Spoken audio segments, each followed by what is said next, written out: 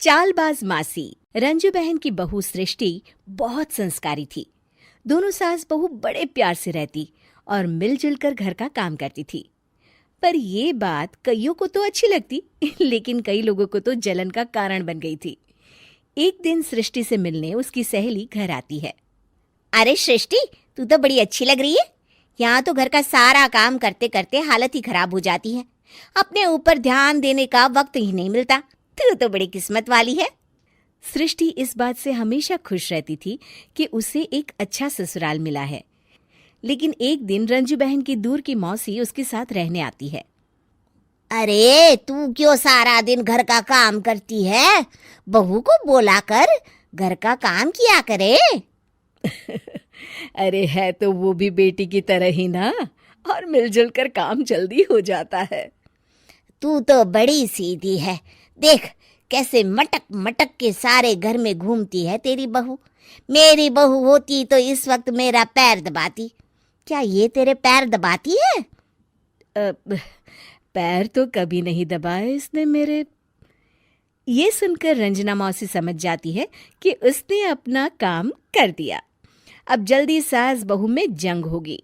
मौसी मुस्कुराती हुई वहां से निकल जाती है। एक दिन रंजना मौसी सृष्टि से कहती है, तुम्हारे कान के झुमके तो बड़े सुंदर लग रहे हैं। जरूर तुम्हारी सास ने दिए होंगे। नहीं नहीं मौसी, मेरी माँ ने दिए हैं। अच्छा, फिर तेरी सास मुझे क्यों कह रही थी कि ये झुमके उसने तुम्हें दिए हैं? उसे झूठ नहीं बोलना चाहिए था।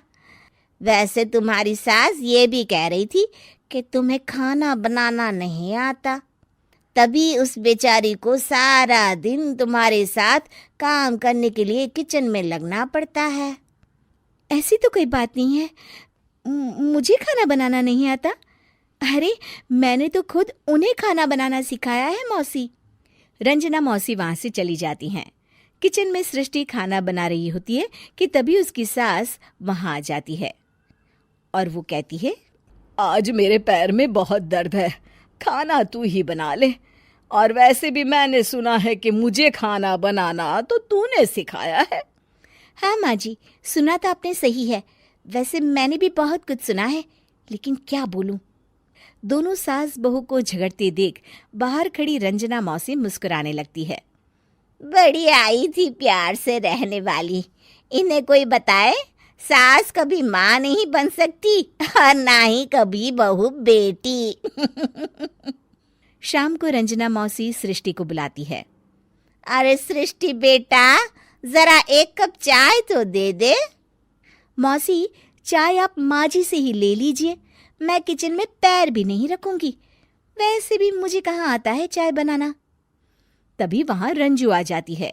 वो सृष्टि की बात सुन लेती है। हाँ हाँ बहू रानी, तुझे तो कुछ नहीं आता। रंजना, तो तू एक काम कर, तू ही चाय बना ले। और हाँ, सृष्टि को भी चाय दे देना। इसे क्या लगता है ये चाय नहीं बनाएगी तो क्या हम चाय नहीं पिएंगे? अरे हम पिएंगे भी और पिलाएंगे भी। रंजना मौसी थक कर उठती है। ठीक है रे रंजू दीदी, आप जैसा बोले। रंजना चाय बनाकर लाती है और सोफे पर बैठी सृष्टि और रंजू को चाय देती है। अच्छा, मैं थोड़ा मंदिर तक जा रही हूँ, रात में देर हो जाएगी आने में। रंजना देर रात घर आती है तो सृष्टि को आवाज लगाती है। अरे बहू रानी, कुछ खाने को तो दे दे, बहुत जोर से भूख लगी है। मैंने कोई खाना बना नहीं बनाया मौसी। वैसे भी आपकी बहन तो कहती है ना कि मुझे खाना बनाना आता ही नहीं। हे भगवान, अब यह फिर से ना शुरू हो जाए। तभी वहां रंजू आ जाती है। रंजू, आज खाना तुम ही बना लो, और हाँ, थोड़ा खाना सृष्टि को भी दे देना, ताकि इसे भी पता चले कि हमारे यहाँ खाने का स्वाद क्या होता है। रंजना बेचारी किचन में जाकर पूरे घर का खाना बनाती है। जब वो खाना बनाकर बाहर निकलती है तो सास बहू टेबल पर बैठकर उसका इंतजार कर रही होती हैं। लाओ लाओ रंजू, जल्दी खाना लाओ, बहुत जोर की भूख लगी है। सास बहू खाना खाकर अपने अपने कमरे में चली जाती है। अगले दिन सुबह रंजू रंजना के कमरे में जाती है। अरे रंजू, अभी तक सो रही हो? जरा नाश्ता तो बना दो। तुम्हें तो पता है ना कि बहू आजकल किचन में पाँव भी नहीं रखती। पता नहीं किसने उसके कान भरे हैं। चलो अब उठो और नाश्ता बनाओ। और हाँ, सृष्टि को भी दे देना खाने के लिए। अरे उसे भी तो पता चले कि हमारे घर का नाश्ता कैसा होता है। मैं नीचे जा रही हूँ, जरा जल्दी वक्त पर आ जाना। हाँ। रंजना नीचे उतरती है और उसके हाथ में सूटकेस होता है। अरे रंजू, कहाँ जा रही हो? नाश्ता नहीं बनाओगी? अरे मौसी, बहुत जोर की भूख लगी है, नाश्ता अभी तक नहीं बना। अरे मैं कुछ नहीं बनाऊंगी, मैं तो घर जा रही हूँ। तुम सास बहू के चक्कर में मेरी तो कमर ही टूट गई। अरे अरे मौसी, कहाँ जा रही हो? तुम चली जाओगी तो हम सास बहू को खाना कौन खिलाएगा? रंजना मौसी भागते हुए कहती है। अरे मेरे बस की नहीं है, मुझे माफ करो। मैंने तो गलती कर दी तुम दोनों के बीच में झगड़ा लगाकर। रंजना मौसी के जाने के बाद रंजू सृष्टि से कहती है।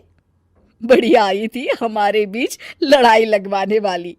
अरे कौन कहता है कि सास माँ और बहू बेटी नहीं बन सकती? सही कह रही हैं माँ। अगर ऐसे भड़काने वाले लोगों से दूर रहा जाए तो हर सास माँ और हर बहू बेटी बन सकती है।